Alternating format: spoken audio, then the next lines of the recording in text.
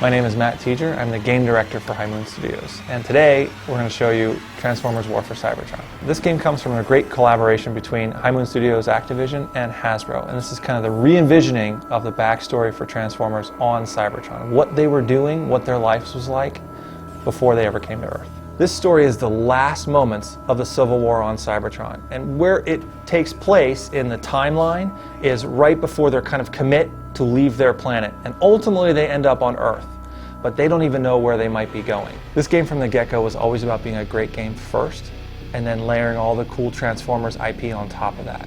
So we focused from the beginning on core gameplay fundamentals, on a controller that just feels right in terms of the button placements, something that's going to be very familiar to third-person action fans. Whether you've played a lot of third-person games or you haven't, these controls are going to just fit and feel right. One of my favorite things that we got to do on this project was redesign the fan favorites, right? My fan favorites.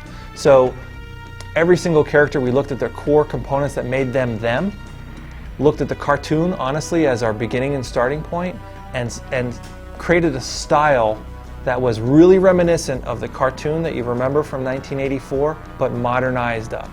Every single mission has 3 characters that you can choose from. And what's even more fun is you can play with 2 co-op buddies online.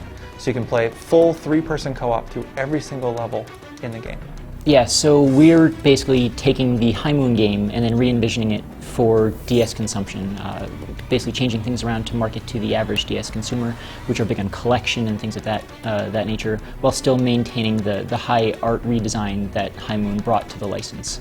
This encompasses, just showing the beauty of Cybertron, the scenic locations, and then bringing in as many of the new characters as possible. We're running 2 SKUs, an Autobot campaign and a Decepticon campaign. They're completely independent. All levels between the 2 are unique. So, you start, like if you bought the Decepticon campaign, that starts first. We follow Megatron's rise to power. And then that game ends with him basically having Cybertron in a death grip. And then if you buy the Autobot campaign, you start off as Optimus, who is, just learning the ropes and then ends up having to take control and then comes into his own right and then, ultimately leads his people, to a very dramatic conclusion. Between the 2 SKUs, we have a total of 30 playable characters, 15 Autobots and 15 Decepticons. Between the 2 SKUs, just playing Autobots, you can unlock 5 Decepticons, and on the Decepticon SKU, you can unlock 5 Autobots.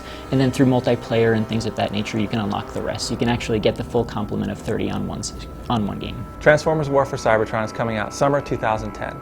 High Moon Studios is doing the PS3, Xbox 360, and PC version, and Vicarious Visions is doing the DS version.